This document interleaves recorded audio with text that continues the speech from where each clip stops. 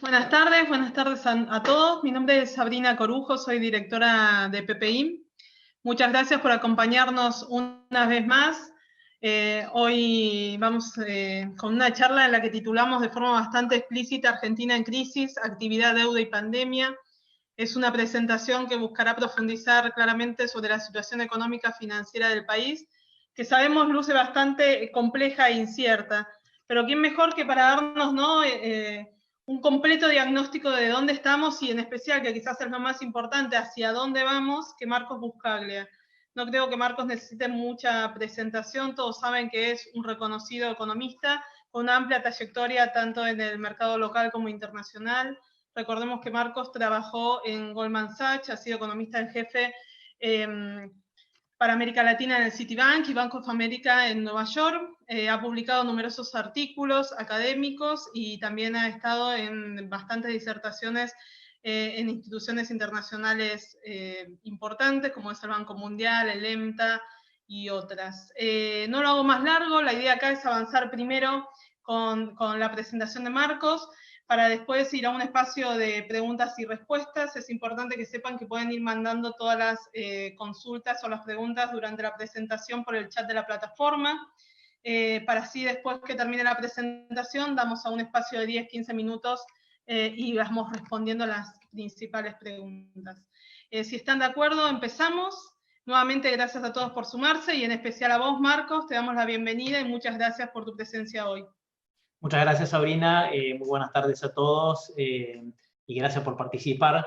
Bueno, lo que voy a hacer es, voy a compartir pantalla entonces de una presentación y vamos a empezar. Voy a hablar básicamente de cuatro cosas, brevemente del mundo, la crisis en la Argentina, la negociación de la deuda y finalmente para cerrar unos escenarios con respecto a nuestro país.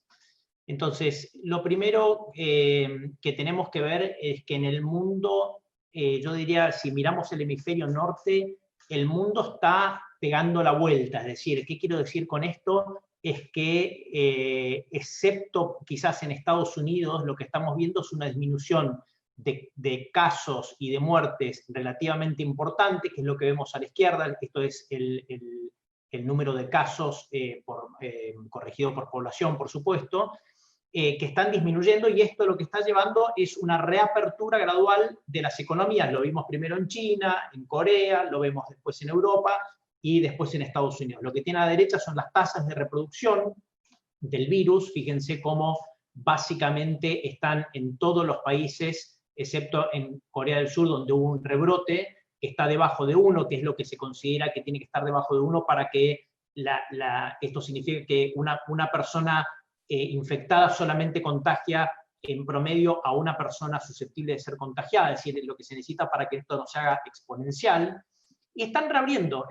¿Y cómo vemos que están reabriendo las economías? Básicamente, miren este gráfico publicado por Bloomberg, que condensa distintas medidas de movilidad, como TomTom, Google, Apple, etc. Después nosotros les vamos a mostrar algunas de estos mismos para Latinoamérica, pero básicamente fíjense que esta medida de Bloomberg condensa varias medidas de movilidad, y lo que vemos claramente es que hay una tendencia creciente. Por supuesto que estamos todavía, cuando uno mira las medidas de movilidad en el trabajo, en la oficina, en shoppings, etc., estamos muy debajo de los niveles, fíjense, de febrero, o inclusive principio de marzo, pero hay una recuperación visible de la actividad.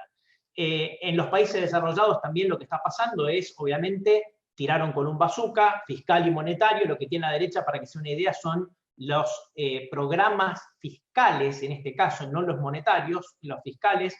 La barra colorada es el gasto, todo como porcentaje del PBI, todo lo que sean medidas fiscales de gasto e impositivas, es decir, alivio impositivo y medidas de gasto, y las barras azules son básicamente préstamos que han dado los gobiernos, o garantías. Entonces, fíjense cómo estamos hablando de paquetes fiscales muy, muy importantes en el mundo básicamente desarrollado. de varios puntos del PBI como para ayudar a una recuperación de la economía. Ahora bien, esto ya está pasando, hay muchas dudas, cuanto más lee uno sobre la literatura esta del coronavirus, las estrategias óptimas, etcétera, se da cuenta que todavía hay mucha confusión o muy difícil mapear entre un tipo de política de algún gobierno a resultados. Si bien hay algunos casos que sabemos, no se hacen las cosas mal, como Brasil, les va mal en cuanto a la cantidad de casos y muertos. Pero hay países, por ejemplo, que hacen las cosas bien con cuarentenas muy estrictas y tienen un montón de casos, como es el ejemplo de Perú. Es decir, hay mucha incertidumbre. ¿Qué pasa cuando se reabre? Si va a haber una segunda ola, todo este tema de cuán importante es lo que llama herd immunity en inglés. Pero lo cierto es que, a pesar de todo esto, de toda esta incertidumbre, están reabriendo. Fíjense que se está pensando en reabrir la temporada turística en Europa, y con la ayuda además de los estímulos fiscales y monetarios, las economías van a empezar a mostrar repuntes. Ya lo estamos viendo, fíjense, por ejemplo, los últimos datos de Estados Unidos de desempleo, los que vimos hoy, lo que llama continuing claims, que es la gente que pidió un seguro de desempleo y lo sigue pidiendo después de varias semanas, cayó por primera vez en varios millones. Es decir, aparentemente esta vuelta, esta reapertura parcial, limitada que tiene la economía, está implicando que algunas personas salen básicamente del desempleo. Lo cierto es que esto va a tener un costo muy grande. Observen en el cuadro de la izquierda, estos son los pronósticos del Fondo Monetario Internacional de abril, que ya anunciaron que los van a cambiar. Vamos a ver una revisión de esto hacia la baja en junio, pero ya nos permiten ver un poco la magnitud de esto. Observen la columna 2020, el crecimiento global que se esperaba era de 3,3%, y ahora se espera una contracción de 3 puntos del PBI, o sea, un swing de 6,3% del PBI del crecimiento mundial. Y como digo, esto fue en abril, donde todavía se pensaba, el escenario base era con una cuarentena que se levantaba más rápida. Vamos a ver seguramente un ajuste hacia abajo de las proyecciones del Fondo Monetario en junio. Ahora bien, la pregunta entonces es, ¿cuán rápido recupera la economía mundial? Porque esto obviamente tiene un impacto en nuestro país. Ya dijimos que están recuperando en el sentido que están normalizando la actividad económica de a poco. Si observan a la derecha de este gráfico, en el gráfico tienen lo que son las proyecciones del Fondo Monetario, de nuevo compatibles con la tabla anterior, donde tenemos los países desarrollados, es la parte azul. La parte punteada era la proyección anterior al coronavirus, la parte no punteada era la proyección que vimos en la tabla anterior, y las líneas coloradas son lo mismo para los países emergentes. Entonces, básicamente, como observan ustedes, es una caída rápida, una normalización, y después, una vez que se normaliza, una salida relativamente más lenta.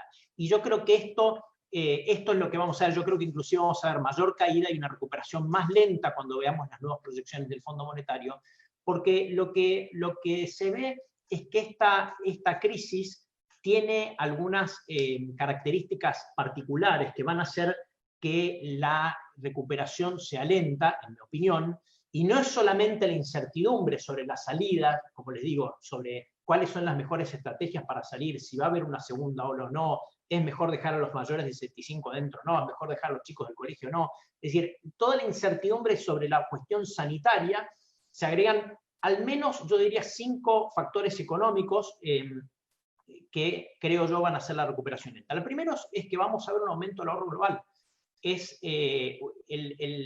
Entramos a la crisis, familias y empresas con muy bajos ahorros, y yo creo que la reflexión de esta crisis es, no podemos estar con tan bajos ahorros. Me parece que vamos a ver un aumento del ahorro a nivel global. Y el ahorro siempre es en activos libres de riesgo, no es en el mercado accionario, no es en venture capital. El ahorro se va a hacer en dólares, se va a hacer en euros, se va a hacer en activos, en bonos de corto plazo alemanes, bonos de corto plazo de Estados Unidos. Es decir, la inversión en activo de riesgo va a disminuir porque va a aumentar el ahorro global en activos libres de riesgo, incluyendo efectivo, por supuesto, y depósitos bancarios. y esto obviamente hace más difícil la salida.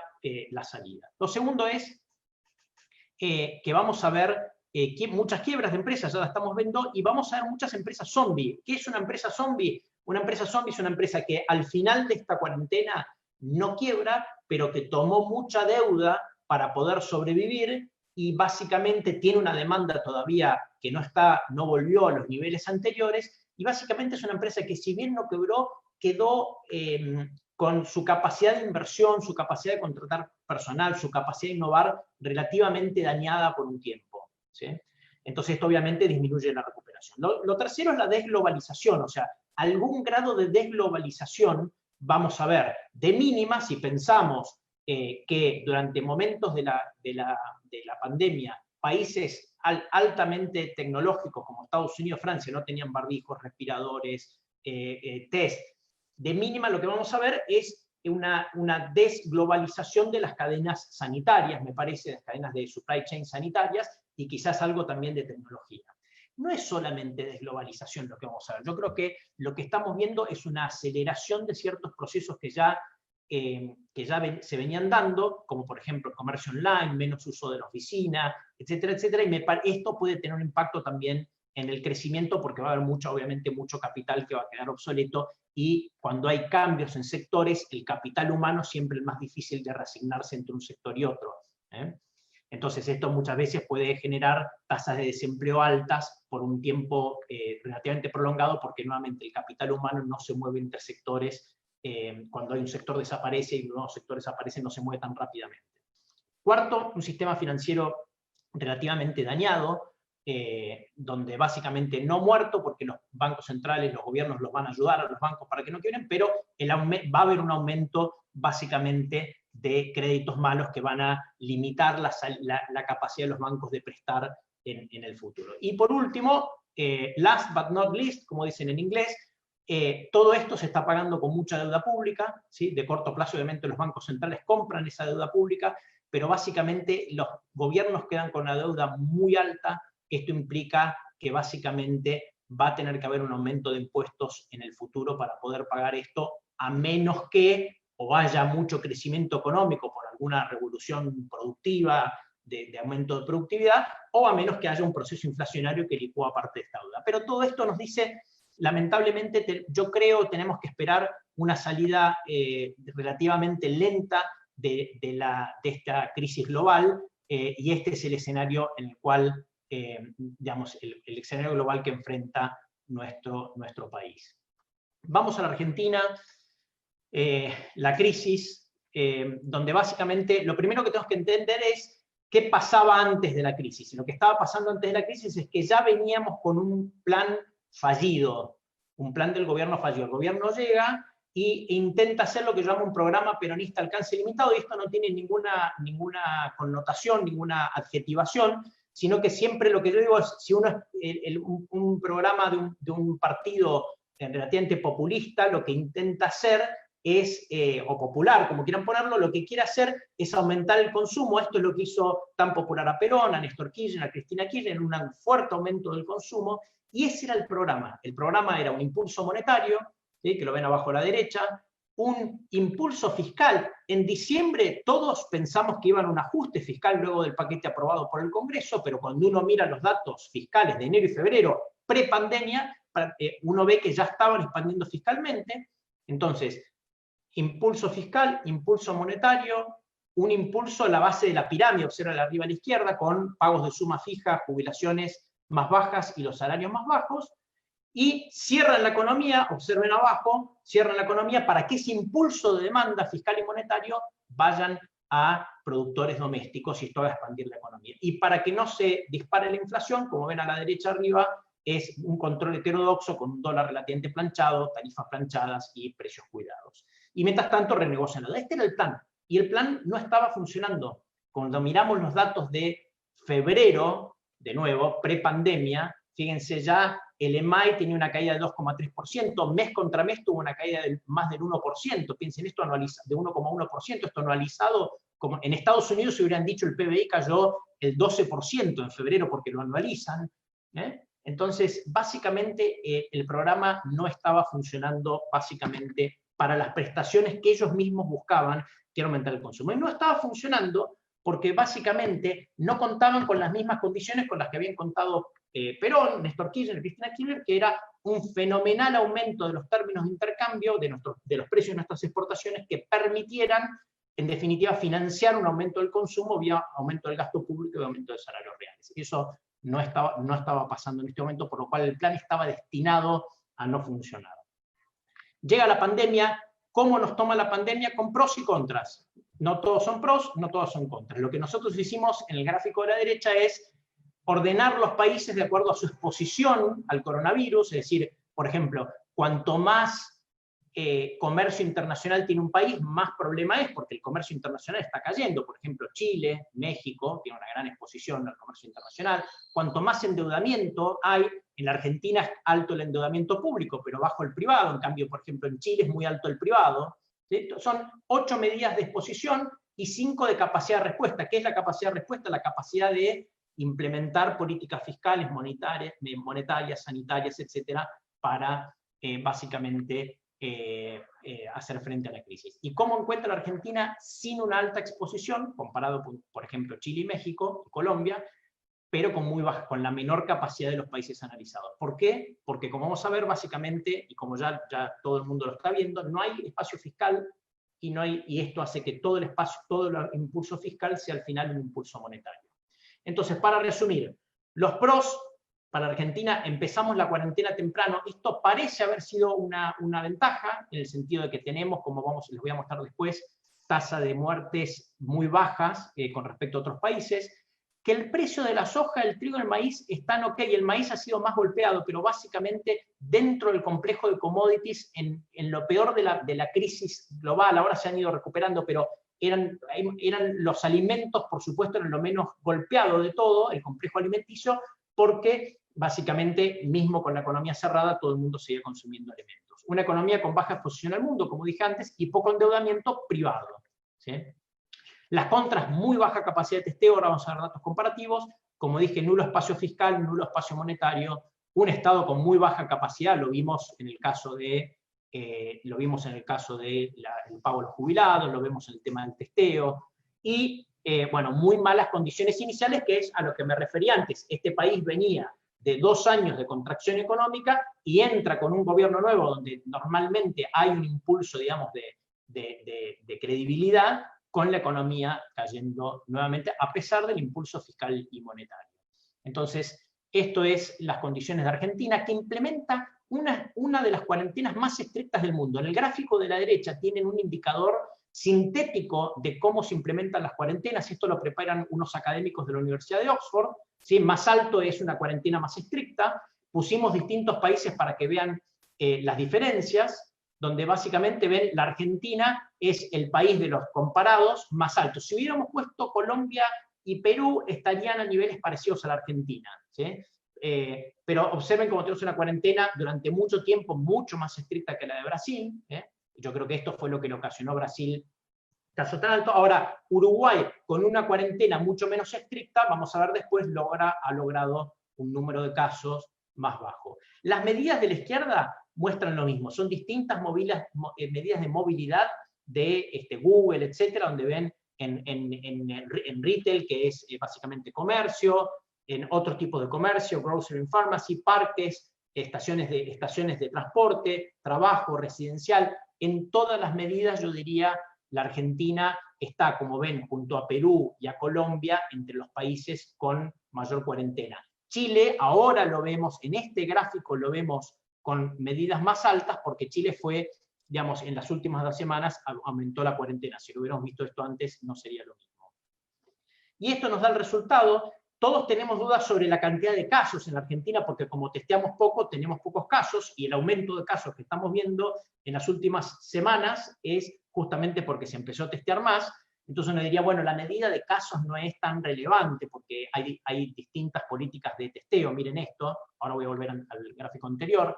Estos son los testeos por cada 1000 habitantes. La Argentina testea muy poco, comparado con, observen lo que es Chile, lo que es Europa, lo que es Oceanía, Uruguay, aquel lado. O sea, la Argentina tiene una capacidad de testeo baja, por eso los números son bajos de casos, pero como les dije, como vemos, las últimas semanas viene subiendo porque se está testeando más. Ahora, al final, la prueba de que la cuarentena viene siendo efectiva en la Argentina es que la cantidad de muertos es baja por habitante, por cantidad de habitantes, esto por millón de habitantes. Observen que estamos entre los más bajos de la región, y acá no hay digamos, si bien en muchos países se ha detectado que la cantidad de muertos reales excedió los declarados de coronavirus, no podemos decir que esté pasando lo mismo en Argentina en este momento, porque cuando uno pregunta a médicos, la cantidad de camas de terapia intensiva que están siendo utilizadas es baja. Es decir, yo creo que esto es una medida confiable de lo que está pasando en nuestro país. Entonces, la cuarentena es efectiva. El problema es que tenemos poco testeo.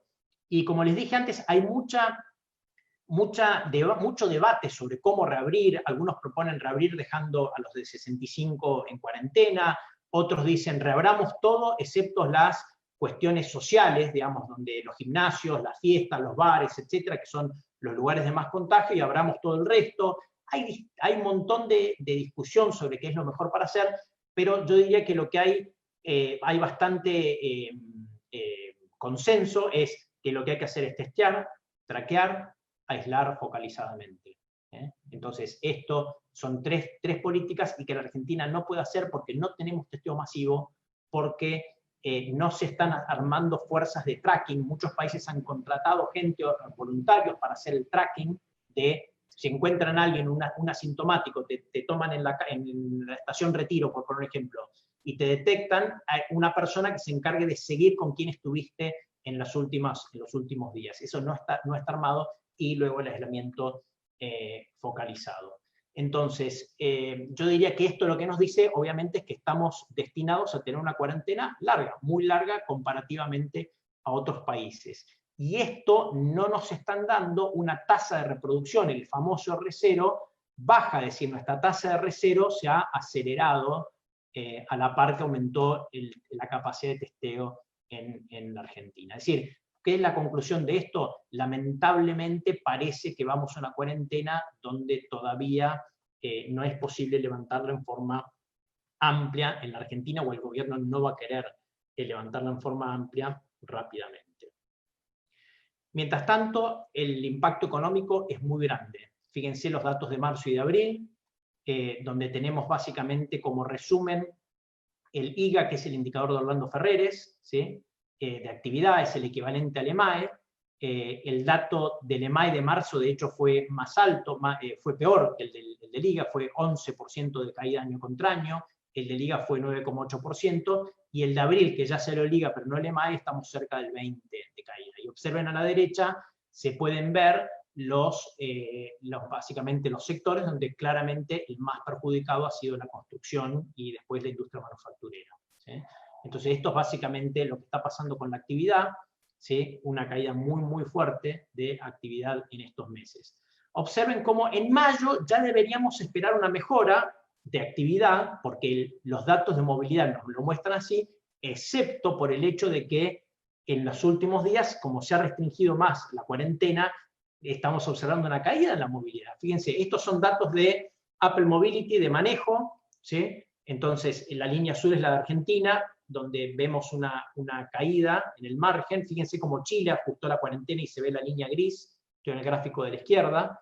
Fíjense cómo estamos por debajo de Uruguay, estamos por debajo de Brasil, es decir, estamos más restringidos, ¿no? Estar abajo significa menos manejo. Observen la congestión de tráfico por país, ¿sí? Donde Argentina también se nota una cuarentena más estricta en el margen, pero de todas maneras, cuando uno toma mayo como un todo, se observa que el promedio está bastante por arriba, no sé si por arriba, está por arriba de lo que fue abril.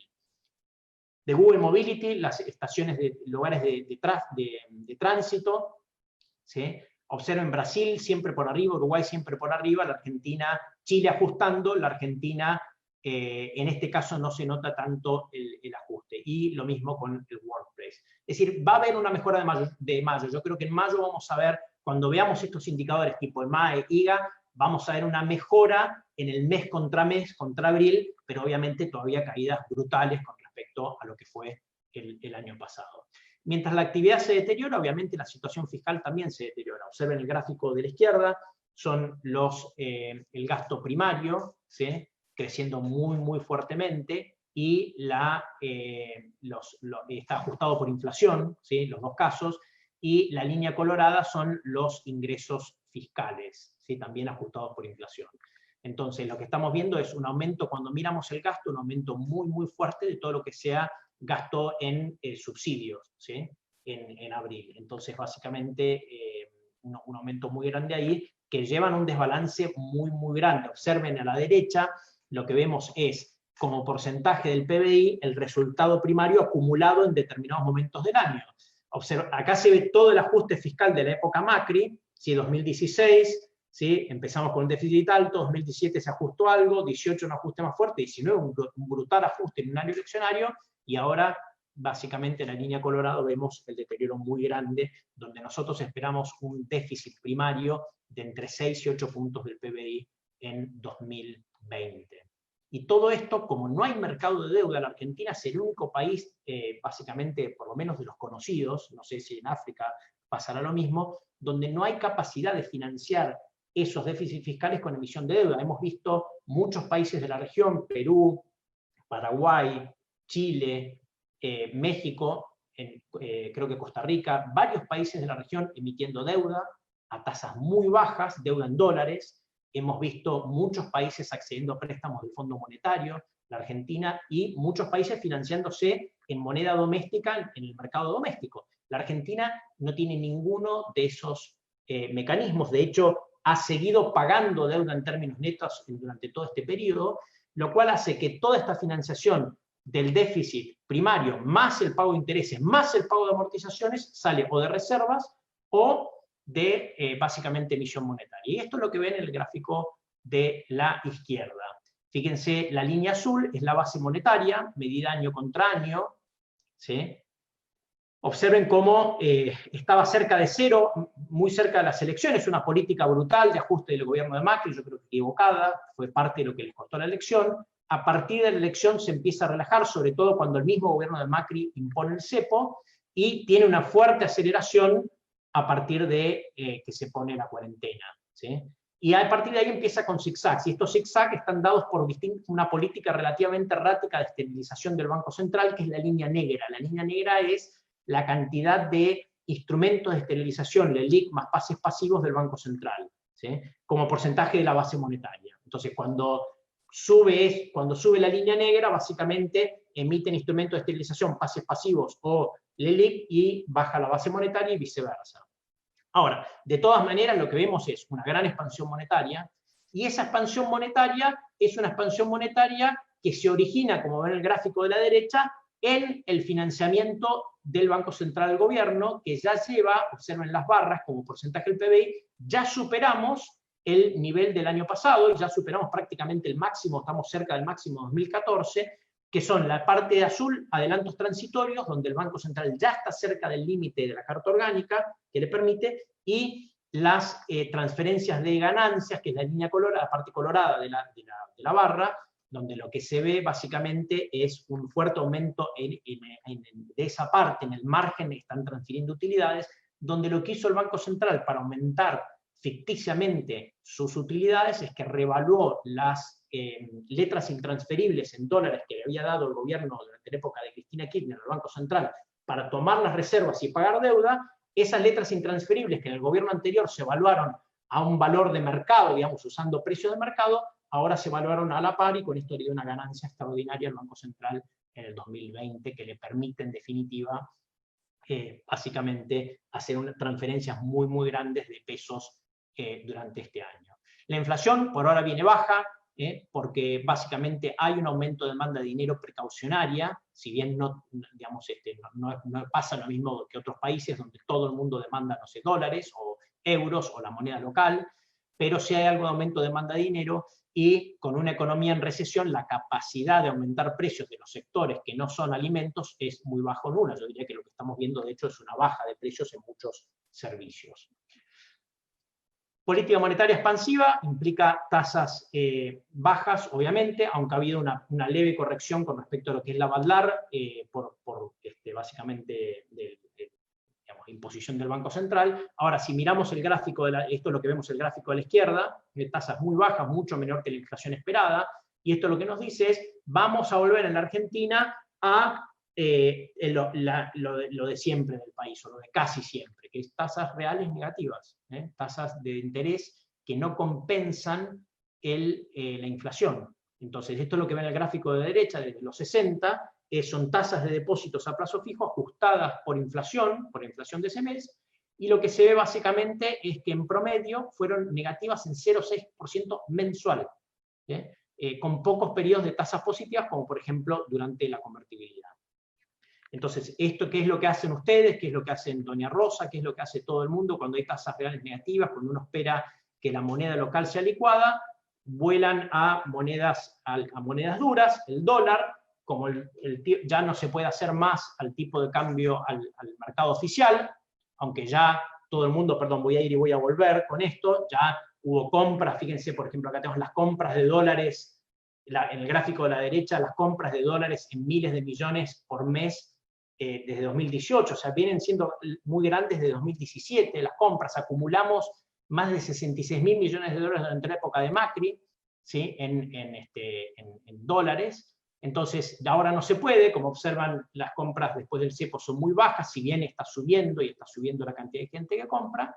Como esto no se puede hacer más, por el cepo obviamente se va a los mercados paralelos, y por más que el Banco Central y el gobierno pongan restricciones, la CNB, para operar con el contado con liqui, etcétera, que están teniendo un impacto de corto plazo, como ven en el gráfico de la izquierda, sabemos que estas son amacadas, digamos, porque si sigue el desequilibrio monetario va a volver a subir, ¿sí? Entonces, y también parte de ese mercado se va a ir al mercado de la línea gris, que es el mercado del blue. Entonces tenemos la brecha muy alta, fíjense, lo que está a la derecha es la brecha entre el CCL, el contado con liqui y el spot, está más alta que los puntos máximos del 2011-2015. Y una economía no puede funcionar por mucho tiempo así, este es el problema, ¿sí? Donde básicamente el gobierno, no se puede seguir con una política donde el gobierno mueve el peso muy lento. Observen el gráfico de la izquierda, es básicamente puesto el 31 de diciembre en 100 todas las monedas. Observen la depreciación de monedas de la región, como el peso mexicano, el real brasilero, etc. Y el peso argentino, una tasa de depreciación constante muy baja. Tengamos en cuenta que ya llevamos 5 meses del año de un país que tiene más o menos una inflación, va a tener una inflación de un orden de magnitud de 15, 20, 30 veces más alta que los otros países, digamos, ¿no? Entonces, y esto lo que termina impactando, por supuesto, es que en términos reales, es decir, en términos ajustados por inflación, la Argentina, al tipo de cambio oficial ya está caro. Ya está caro. Lo que vemos en el gráfico de la derecha, la línea colorada, es el multilateral real, es decir, ajustando por el real, por todos nuestros socios comerciales. La línea azul es contra el dólar, y la línea negra es usando el contado con liqui, se lo armamos nosotros. Entonces, lo que pueden ver es que el multilateral real ya está abajo del promedio histórico desde el año 97, cuando estamos en una situación de crisis. En una situación de crisis, el tipo de cambio es el que tiene que actuar como si fuera de reactivo, para poder que la economía no colapse, para que los exportadores sigan pudiendo exportar,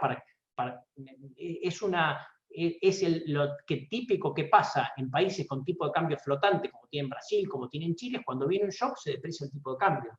Y acá no está pasando eso. Es decir, estamos en default, técnicamente, como quieran ponerlo, estamos en default, estamos con una economía colapsada y con un tipo de cambio oficial súper atrasado, y eso que esto ni cuenta las retenciones, por supuesto.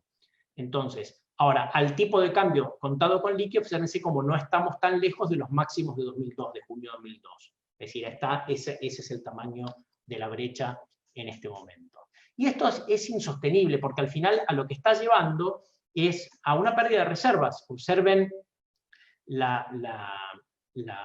gráfico de la izquierda, donde básicamente vemos las barras, son la intervención del Banco Central en el mercado cambiario. Los últimos datos no son datos oficiales, sino que es lo que va saliendo en los diarios o Twitter, porque los datos oficiales tienen un rezago. Pero vemos básicamente el nivel de reservas de miles de millones de dólares, que es la línea colorada, ya por debajo de 43.000 millones de dólares, es decir, una tendencia claramente decreciente, y eso que no es que los dólares, como ven a la derecha, no es que los dólares se están yendo por compras de individuos, que era lo que pasaba en la época de Macri, porque no está pasando eso. Tampoco podemos decir, o sea, no es ese el factor que está llevando una pérdida de reservas, tampoco es la caída de depósitos en dólares de los bancos, ¿sí? Yo estaba mirando los datos hoy, porque al final los bancos, para pagar los depósitos en dólares, lo que están haciendo es cortando crédito en dólares, no bajando sus depósitos, los depósitos de los bancos en dólares en el Banco Central, que forman parte de las reservas brutas que tenemos ahí. A propósito, esta línea colorada son las reservas brutas, las reservas netas ya están en 8.000, cerca de 8.000 millones de dólares. Esto es insostenible. Parte puede ser que los exportadores de cereales están exportando menos. Si miran el gráfico de la izquierda, vemos ahí la línea gris, es este año, que viene por debajo de 2019, que es la línea negra con puntitos, ¿sí? Ahora bien, no hay que perder de vista que la cosecha este año es menor, sobre todo la de soja. O sea, la cosecha, si uno toma la cosecha de maíz, trigo, soja, girasol, es más o menos un 6% el volumen menor que el año pasado. Además, hay algo que caída de precios, ¿sí? Entonces, yo diría, esto ayuda a que tengamos una venta de dólares por parte del Banco Central, pero no es el driver principal. El driver principal lo ven en la tabla de la derecha. Y la tabla de la derecha lo que muestra es el mismo impacto que lo que ocurrió en el periodo 2011-2015. El periodo 2011-2015, tipo de cambio oficial sobrevaluado, retenciones, brecha alta, lo que el gobierno se ahorró poniendo una cepo a la cuenta capital, a lo que podemos comprar en el mercado nosotros y las empresas, lo terminó perdiendo por la cuenta comercial. ¿Qué quiero decir con esto? Se deterioró el balance comercial, porque lo que pasó cuando uno tiene tipo de cambio atrasado oficial, más retenciones, más una brecha alta, es que las importaciones crecen mucho, los viajes crecen mucho y las exportaciones se resienten. Y esto es lo que ya está pasando. Obviamente no la parte de viajes porque no podemos viajar, pero observen en la tabla de la derecha cómo el superávit comercial, trade balance, del primer trimestre de 2020 fue menor que el 2019, y en abril tuvo un superávit mucho menor. Obviamente abril es un dato muy sucio porque hay problemas en los puertos en todo el mundo, pero en definitiva hubo un déficit de cuenta corriente. Estos son usando los datos del balance cambiario del Banco Central, que es como un balance externo en base caja. Es plata que entra, plata que sale, no tiene en cuenta temas de vengados.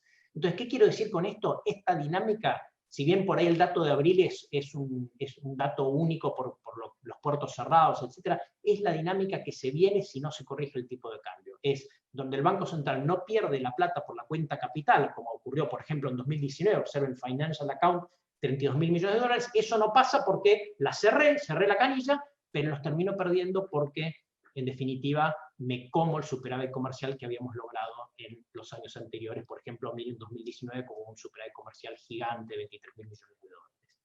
Entonces, va a ser necesario ajustar.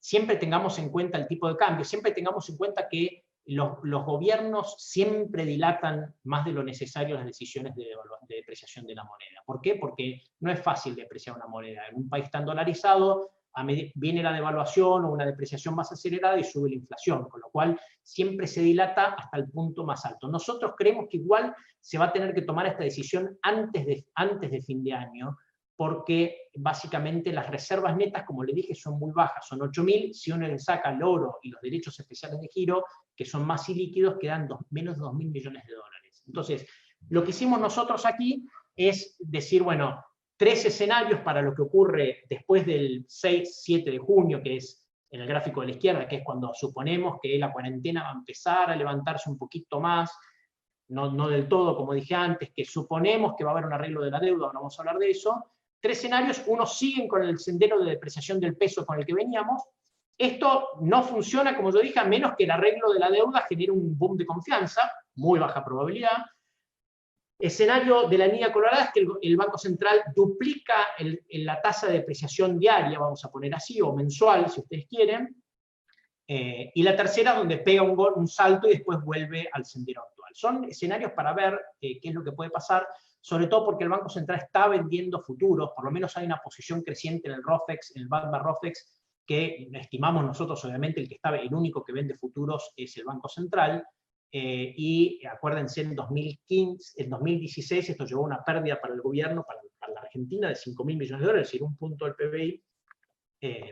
Bueno, por ahora, si estos son los escenarios, lo que vemos en la tabla de la derecha es que mismo en el escenario 3, de un salto relativamente anticipado, la pérdida está relativamente limitada para el Banco Central. Obviamente esto no tiene en cuenta escenarios donde hay un default, donde no se llega a un acuerdo con los acreedores y que yo creo llevaría a una depreciación más acelerada todavía.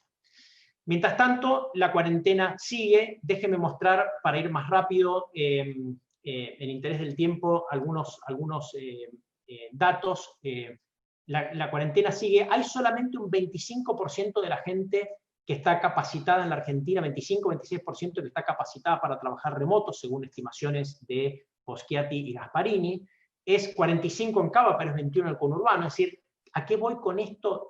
La cuarentena, como en todo el mundo, en la Argentina tiene un efecto redistribucional horrible, castiga más a la gente de menores ingresos y menor nivel de educación.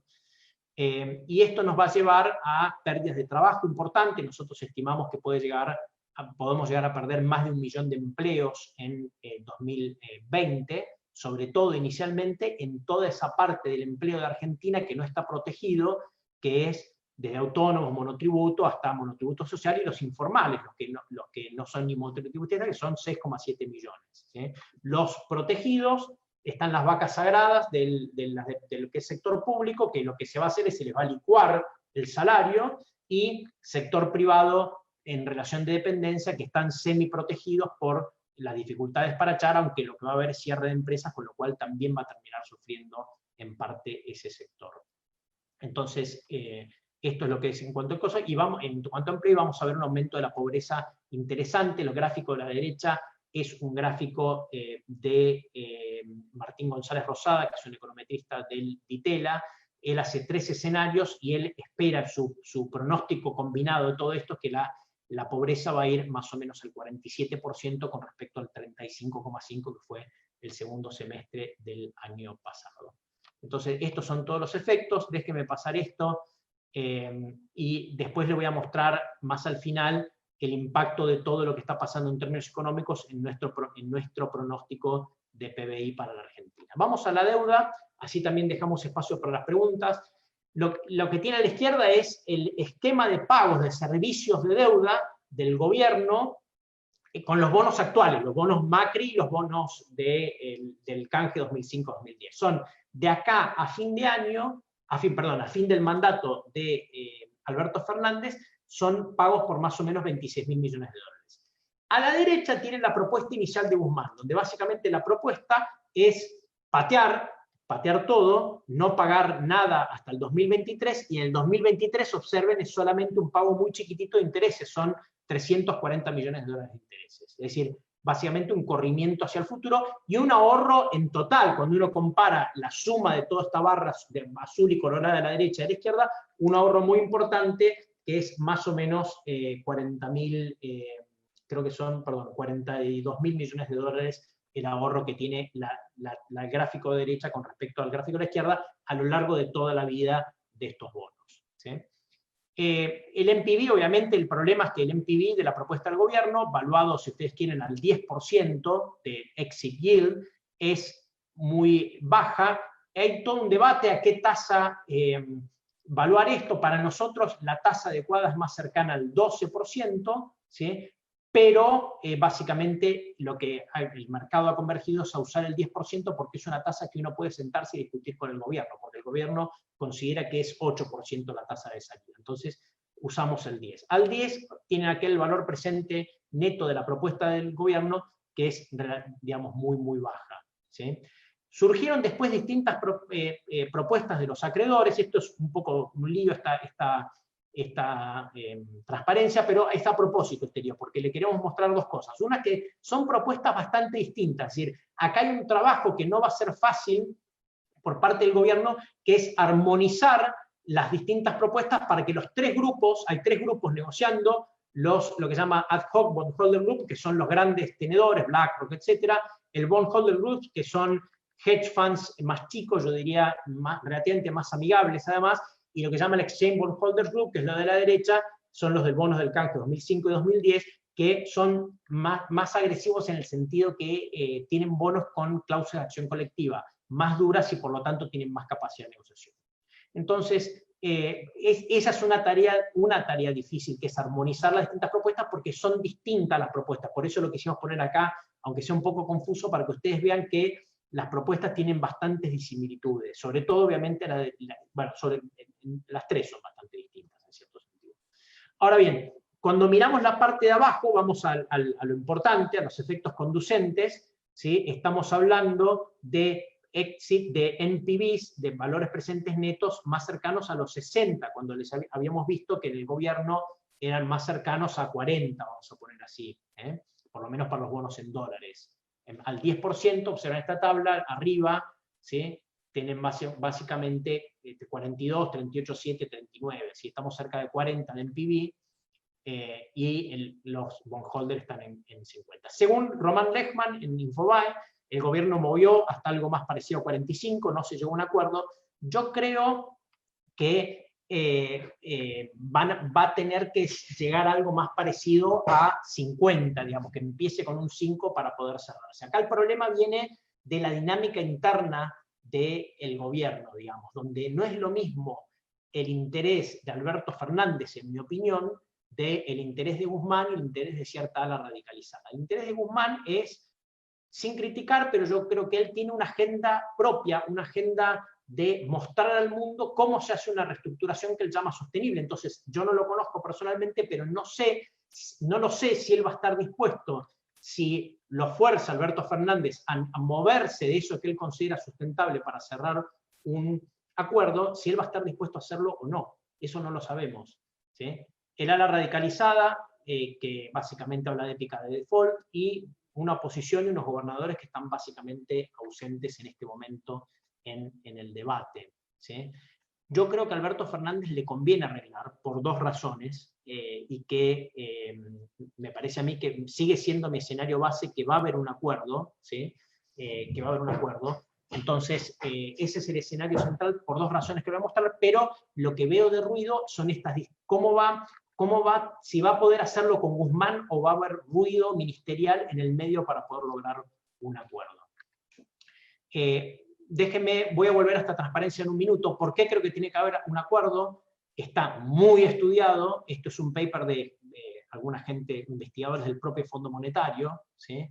Que ir a default podría implicar un golpe adicional muy grande sobre actividad. Ya tenemos un país que, como les voy a mostrar, va a caer más del 10% este año sin default, simplemente por el tema del coronavirus, y básicamente agregarle 5 puntos. Los 5 puntos no son todos en el año inicial, pero 5 puntos a lo largo, en 1 o 2 años de caída del PBI por entrar en default sería muy duro. El default tiene muchos problemas.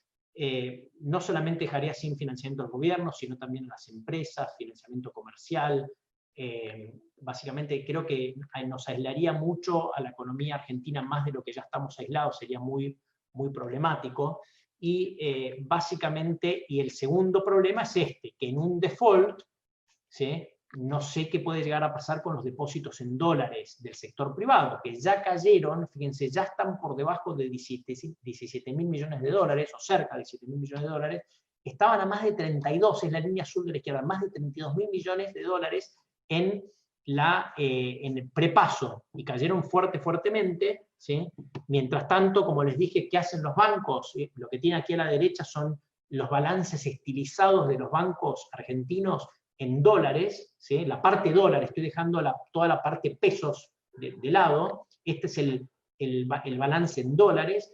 Lo que hicieron para financiar la caída de depósitos totales, acá está el sector privado y público, ¿no? De 35.090 en julio a 20.764 en marzo, que es el último dato que hay de los balances, en parte redujeron sus depósitos en el Banco Central, es decir, la liquidez que tiene el Banco Central, pero redujeron mucho el crédito. Tenemos una caída del crédito de 6.000 millones de dólares, que obviamente tiene un impacto muy, muy grande sobre la economía. En un default, yo creo que esta salida de depósitos se aceleraría y sería un golpe adicional para la economía. Si bien el sistema bancario es muy sólido, tiene mucha liquidez, obviamente, digamos, sería una situación de riesgo en cierto sentido. Entonces yo creo que esto lo tiene que llevar a arreglar, y arreglar en el fondo es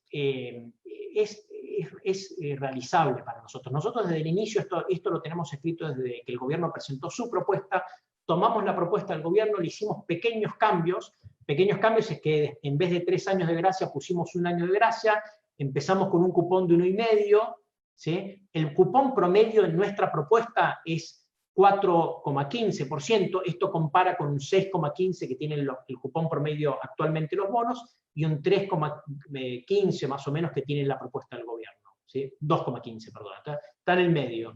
Y está arriba del 3,6% que paga la Argentina al Fondo Monetario.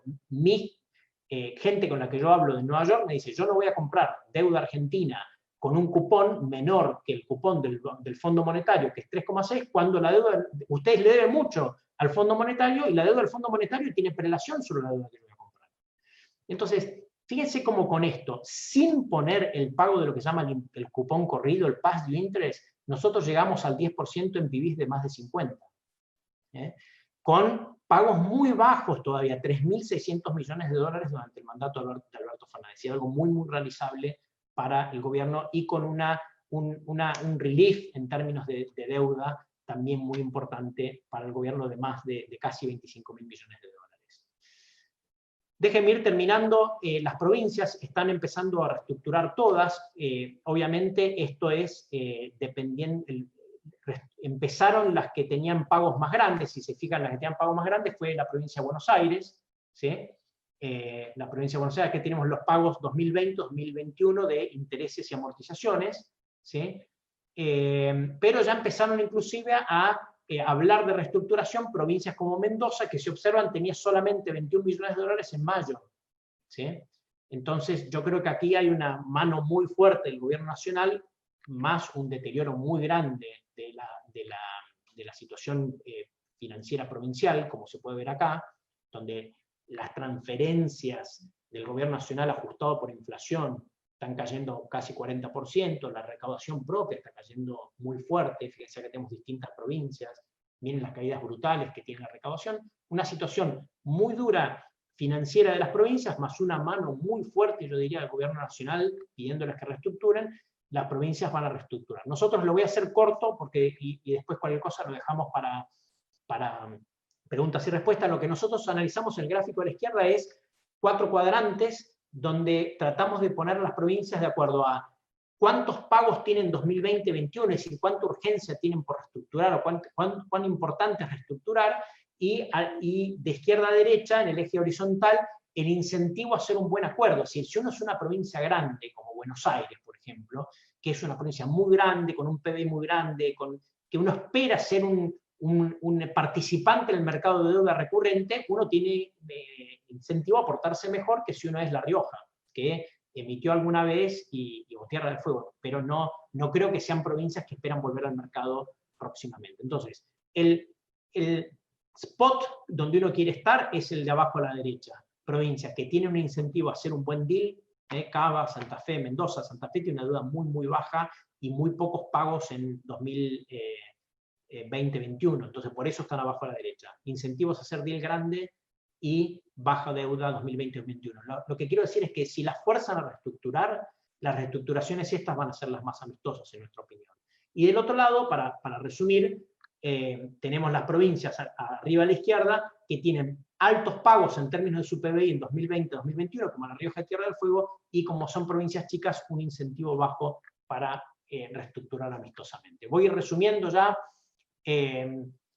Estamos con una cuarentena por ahora muy bien manejada políticamente, le ha dado un rédito muy alto al gobierno. Observen la línea celeste del gráfico de la izquierda, cómo salta la aprobación presidencial de Alberto Fernández. Las aprobaciones presidenciales en estos casos suelen subir en todos los países. Fíjense que sube hasta en Chile, donde Piñera estaba muerto de toda muerte, o sea, tenía la aprobación presidencial más baja prácticamente de la historia, que es la línea gris, y sube. le sube a Vizcarra en Perú, le sube a Alberto Fernández acá en Argentina y le sube también a Duque en Colombia. Los únicos dos que no suben son los que manejaron la cuarentena peor y más desordenadamente, que son Bolsonaro y López Obrador en México. Una popularidad muy alta. ¿Significa esto que se va a mantener necesariamente? No. O sea, pensemos, digamos, una vez que termine la cuarentena, donde el foco de la gente está en la salud, el foco va a ir en la economía, como siempre, y ahí, vamos, el estado de la economía va a ser malo, con lo cual yo creo que va a tener un impacto negativo sobre la popularidad del presidente. Tenemos ejemplos históricos muy claros. Churchill pierde la elección a 2 meses de haber perdido la Segunda Guerra Mundial. Bush padre pierde poco después de haber ganado la Guerra del Golfo. En ambos casos, el foco de la gente había virado a la economía y no era lo que Churchill y Bush podían ofrecer. 2 escenarios, y ya casi termino. Si implementan correctamente la reestructuración de la deuda y además, después de la reestructuración van con un plan fiscal monetario más razonable y algo de mejora de las expectativas, que no sale gente del kirchnerismo hablando que te vamos a quedar con tu empresa, etc., está la posibilidad de un rebote cíclico en 2021, ¿sí? Una brecha con el contado con liqui manejable y un salto inflacionario, pero con una inflación manejable. Digamos, manejable cuando digo es no una hiperinflación. O sea, arreglar la deuda es condición necesaria para tener un rebote económico, no condición suficiente, ¿sí? Pero es condición necesaria. Ahora, si un default prolongado es condición suficiente para llevar a la Argentina un camino de la hiperinflación, aunque sea con escalas. ¿Qué hacer en este momento? Cash is king, en la parte media de la curva, a nosotros siempre nos gusta, en dólares, en pesos indexados, aunque ustedes saben que tienen riesgos, ¿sí? Riesgos de reestructuración y riesgos del INDEC, pero nos parece de todas maneras lo mejor para hacer, y en los países desarrollados nos parece que está un poco caro todo. Y finalmente nuestras proyecciones, esto era pre-coronavirus tienen arriba, post-coronavirus tenemos una caída importante del PBI 11% y un déficit primario de 6-8 puntos del PBI. Yo los dejo básicamente acá y vamos a preguntas, ¿te parece, Sabrina? Perfecto, excelente, Marcos, muchísimas gracias. Pienso que fue una presentación, la verdad, excelente, muy clara. Hay bastantes preguntas, digamos, y si te parece, empezamos primero por lo macro. Digamos, vale. Puntualmente hay preguntas sobre, bueno, vos hablaste justamente de cómo está, digamos, del efecto de la cuarentena, de cómo esto está impactando, digamos, a la economía. Entonces, hay una pregunta que apunta a cuánto se puede sostener, ¿no?, el Estado, la ayuda a las empresas y a los individuos mediante emisión, si es posible sostenerla durante varios meses más hasta octubre, noviembre. A ver, digamos, poder se puede. Inicialmente tenés cierta capacidad todavía de esterilización, digamos. Vamos a mostrar el gráfico, que es lo que viene haciendo el Banco Central. Vos podés de corto plazo esterilizar mediante, vemos la línea negra a la izquierda, básicamente pases pasivos y LELIQ. Hay cierta capacidad de esterilización. Si hubiera un acuerdo de deuda, nuevamente, te da la posibilidad, es condición necesaria pero no suficiente, pero te da la posibilidad de que puedas recrear un mínimo mercado de pesos de nuevo, digamos, ¿no?, voluntario, ¿sí?, donde ofreces algo razonable y la gente dice, bueno, ya el evento default no está, entonces tengo pesos, entre salir al contado con liqui a 120 y agarrar un activo con SER que me da SER más bastante, digamos, vamos a poner así, probablemente en algunos casos la gente esté dispuesta y puedas, en vez de pedirle todo el financiamiento al Banco Central, puedas absorber algo de plata al mercado. Ahora, esto es una incógnita. Supongamos que no está ese financiamiento voluntario en el mercado del gobierno y va todo a financiamiento monetario. Bueno, lo que te va a pasar es que a la salida de la cuarentena, la demanda de dinero te va a bajar, la velocidad de circulación, como decimos los economistas, va a subir, ¿sí? Y por más que puedas estilizar una parte, te va a llevar un salto inflacionario, porque además eso te va a coincidir con que el Banco Central va a tener que mover el tipo de cambio. Como les dije, yo creo que en algún momento lo van a tener que mover, entonces vas a tener un aumento de la circulación del dinero, de la velocidad de circulación, una depreciación del tipo de cambio, van a tener que levantar algunas restricciones sobre precios y no vas a poder mantener todos los precios congelados todo el tiempo, con lo cual va a haber un salto inflacionario. en la Argentina, en el mundo, es más una incógnita que va a pasar con la inflación. Yo diría que estamos en un setup todavía deflacionario en el mundo. Pero en Argentina va a haber un salto inflacionario, porque estos niveles de emisión, piensen, el Banco Central lleva emitidos, desde que empezó la cuarentena, más de 700.000 millones de pesos. Que estamos con una base monetaria de 2 billones de pesos. Entonces, es muy grande, el tamaño de la emisión monetaria es muy grande como para decir, no va a haber, o sea, te permite decir con bastante confianza que va a haber un salto inflacionario. Ahora, mucha gente dice, ¿va a venir hiperinflación? En un escenario sin default, no creo que venga una hiperinflación. Sí un salto inflacionario, pero es distinto a una hiperinflación. Bueno, justamente me contestaste la otra pregunta, que hay varias preguntas que están orientadas a justamente el riesgo de una hiperinflación. Pero te llevo ahora para algo relacionado, lógicamente tiene que ver con el tema del mercado cambiario. Vos dijiste que una economía no puede funcionar por mucho tiempo así, tal cual hoy está mostrando las diferentes niveles de tipo de cambio, ¿no? Entonces la pregunta apunta a si ves un endurecimiento del cepo, nuevas restricciones para el CCL, y en particular, ahí ya llevándote al sistema financiero en general, el riesgo de un nuevo corralito. A ver, endurecimiento de restricciones, no lo sé, no tengo información, pero lo veo probable. Digamos, simplemente tenemos que extrapolar las decisiones que han tomado, digamos, en las últimas semanas para entender, tener bien claro que no tienen miedo a poner más restricciones.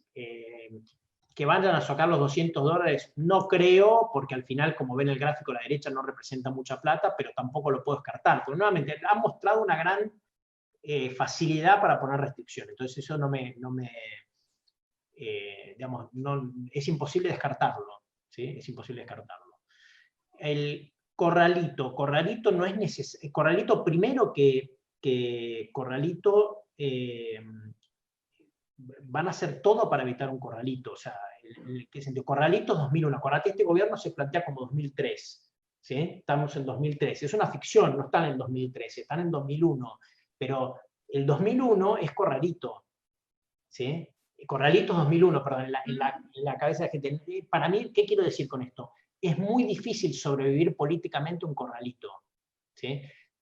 Entonces, pero ¿qué van a hacer para eso? Bueno, yo creo que una de las razones por las que yo creo que Alberto Fernández va a terminar firmando un acuerdo es porque si no lo firma, por lo menos no digo que va a haber un corralito, pero justamente va a haber una caída de depósitos tan fuerte que la gente se va a empezar a cuestionar si no viene un corralito. Acuérdate que todas estas cosas son de una dinámica muy de autoprofecías, ¿no? Es un sistema súper sólido el sistema bancario argentino. Pero si todo el mundo piensa, viene un corralito, todo el mundo saca los depósitos fuertes. Y yo creo que los gobiernos es muy difícil sobrevivir políticamente en la Argentina imponiendo un corralito. ¿Sí? Entonces, para eso, para mí, igual tenés que evitar el default. Si hay default, yo no creo que venga, pero le veo alguna mínima chance allá lejos en el tiempo. Perfecto, y me va hilando justamente las preguntas que van, digamos, y son bastantes, sobre la reestructuración de deuda. La primera tiene que ver a qué probabilidad justamente vos le asignarías hoy a un default. Entiendo que vamos a una nueva prórroga, ¿no? Que sería la tercera en lo que es el canje. ¿Cuál es la probabilidad que vos le darías a un default? ¿Y cuál sería, vos hablaste bastante del costo económico que tendría sobre la actividad un nuevo default? ¿Y cuál sería en realidad sobre el tipo de cambio en cuanto a proyecciones, ¿no? Claro. A ver, lo que tenemos que entender primero es que hay 3 escenarios, lamentablemente, no hay 2. Entonces, hay un escenario que no tenemos que descartar, que tiene alguna probabilidad, que es el escenario donde hace un acuerdo parcial. Entonces, ¿qué le llamamos eso? ¿Default o no default? O sea, ¿qué es un escenario parcial?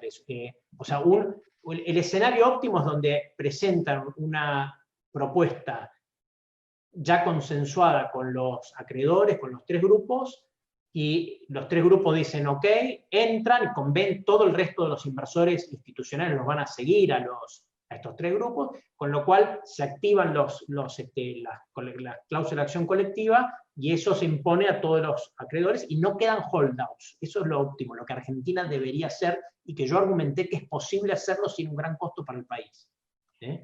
Ahora, dado cómo van las negociaciones, donde veo, por lo que uno escucha, lo que lee, hay avances, pero digamos, como es una negociación bastante difícil, con una parte muy, no muy dura, porque ojalá tengamos un negociador duro, pero una parte donde es muy académica y muy difícil de negociar, que es el ministro Guzmán.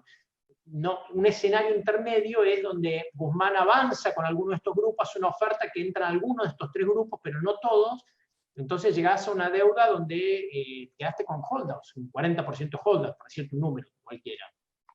Entonces esta es una situación media mala, yo te diría. No sé si es lo mismo un default total, donde Argentina dice, ¿saben qué? No hago nada y cierre, digamos, no acepto ninguna propuesta, no acepto ninguna, y la Argentina va a cero arreglo.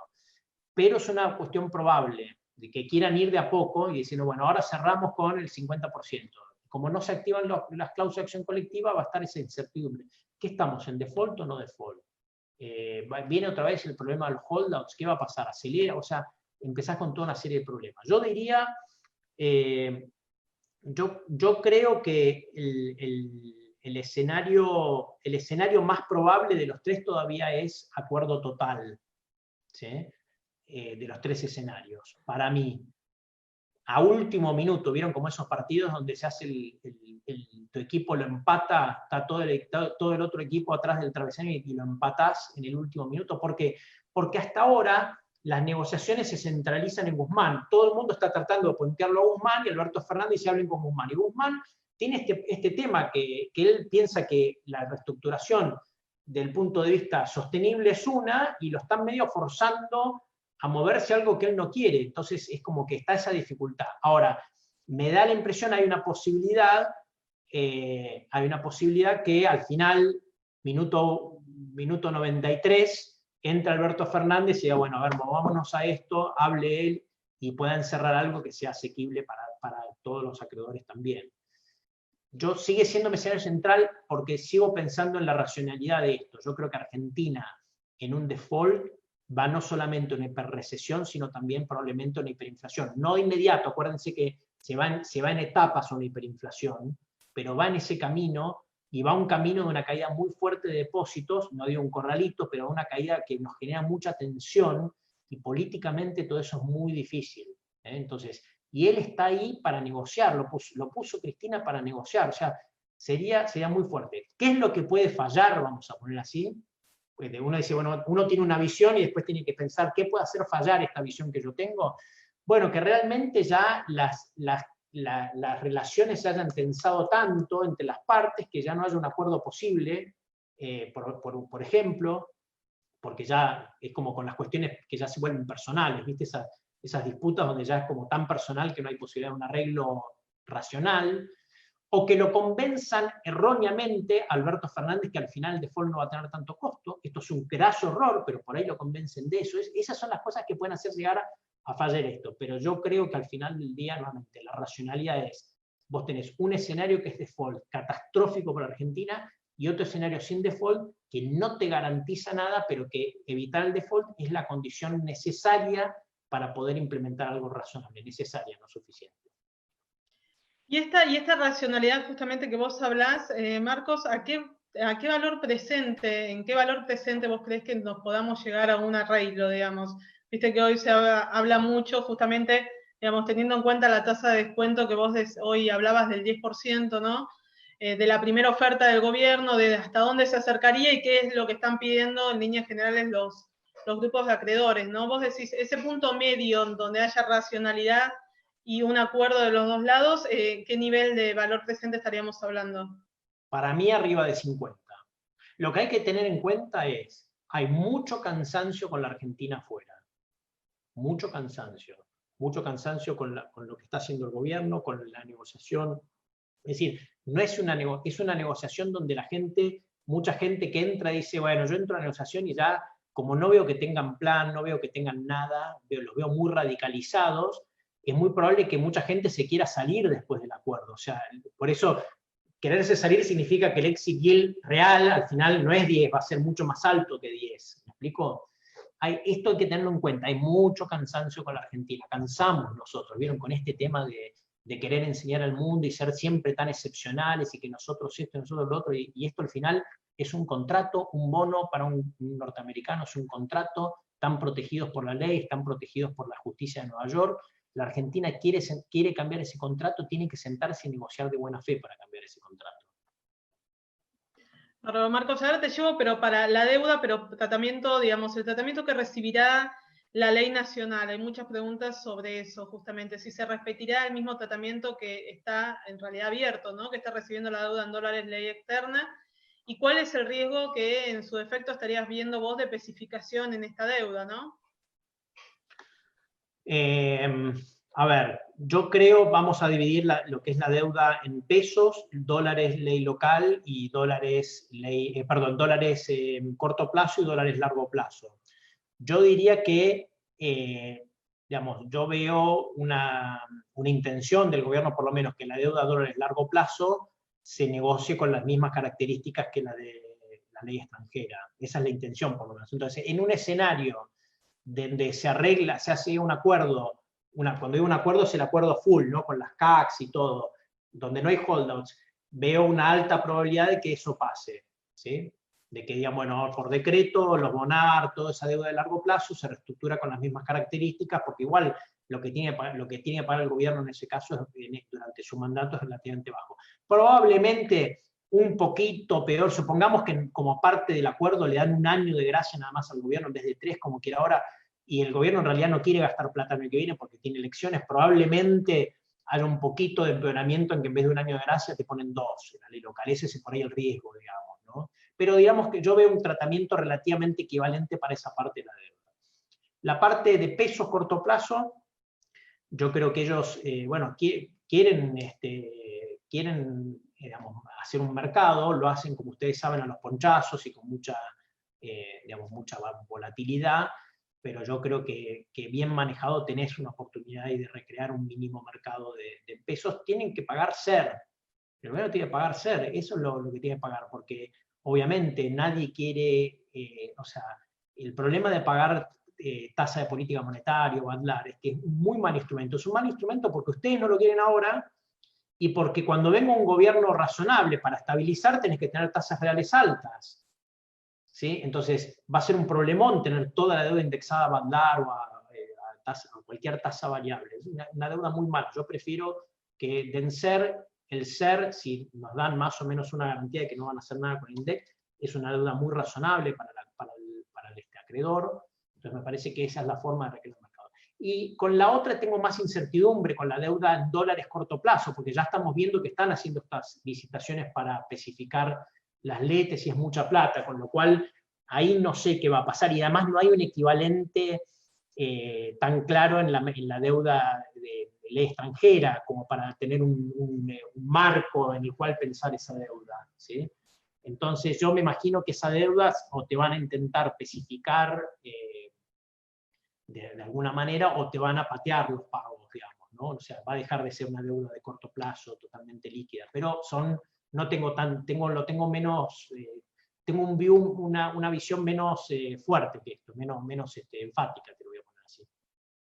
Bárbaro, y Marcos, te llevo para no quitarte mucho más tiempo, un poco ya a las inversiones en el exterior. Hay varias preguntas de cómo estás viendo vos el mercado americano por un lado y por otro lado, digamos, puntualmente a la región, ¿no? Acá, digamos, nosotros, los fondos LATAM puntualmente que están invirtiendo, ¿no? En Chile y en Brasil y dan parte de la posición. ¿Cuáles son los riesgos vos que estás viendo ahí? Si los estás viendo o si ves en su defecto atractivo, ¿no? A ver, la región, yo diría casi por todos lados tiene bastantes complicaciones. O sea, dentro de los países de la región les diría que lo que veo más limpito desde el punto de vista político y económico, en términos relativos, ¿sí? Son Colombia, Perú y Uruguay, ¿sí? Perú, un presidente que tiene mucha popularidad para lo que es Perú. Tenemos siempre el problema de las elecciones en Perú, que es un sistema político tan inestable que no sabemos, hasta último minuto vieron que en Perú no sabe si va a ganar la extrema izquierda o la extrema derecha, digamos, porque no tiene partidos políticos sólidos, pero lo veo un país que ha implementado un programa muy fuerte, digamos, económico, que tiene las herramientas y tiene un presidente, por lo menos por ahora, con bastante popularidad. Colombia, veo todos con problemas, pero lo veo también relativamente sólido. Tiene el problema, obviamente, que exporta petróleo, pero lo veo relativamente sólido. Uruguay, bueno, ustedes lo están viendo, una cuarentena muy bien implementada, con sus problemas también, porque tiene una deuda muy alta, pero son los tres que veo mejor cuando miro el combo política y situación de la economía. Brasil, tenemos el problema de Bolsonaro, es decir, Bolsonaro, bueno, ahora se moderó un poco, pero yo diría, me preguntabas la semana pasada y Bolsonaro parecía ya de salida. Entonces, donde nosotros lo que vemos de Brasil es de mínima esto. Lo que hay que pensar en Brasil es que el programa Guedes está muerto. En cualquier escenario, yo casi diría. O sea, Guedes vino a bajar gasto público, hacer reformas, digamos, un montón, privatizar, etc. Logró hacer la reforma previsional, que es muy importante, pero las otras reformas es muy difícil que las haga, porque primero, en este momento hay que gastar, y él no quiere gastar. Va a ser más difícil privatizar cuando los militares están tomando un rol más grande en el gobierno. Y le va a ser más difícil armar una coalición política para aprobar cualquier otra reforma tipo impositiva, laboral, etc. Entonces yo diría, de lo mínima lo que hay que pensar de Brasil es un Brasil sin Guedes. Probablemente sea un Brasil sin Bolsonaro también, pero eso probablemente se vaya a un régimen donde gobierna el vicepresidente, que es un militar, y termine con una situación política más estable, pero con un pensamiento más nacionalista. O sea, de nuevo, de mínima lo que hay que pensar es un país que en las reformas de Guedes no están. Entonces eso tiene un impacto. Y ahora bien, y Chile le veo el problema. Chile ha puesto políticas muy fuertes, monetarias, fiscales, etc. Le veo el problema que una vez que pase la cuarentena vamos a volver al problema político anterior, digamos, que es básicamente estar discutiendo la Constitución. En estos momentos es muy complicado y por lo tanto vemos un crecimiento bajo, ¿sí?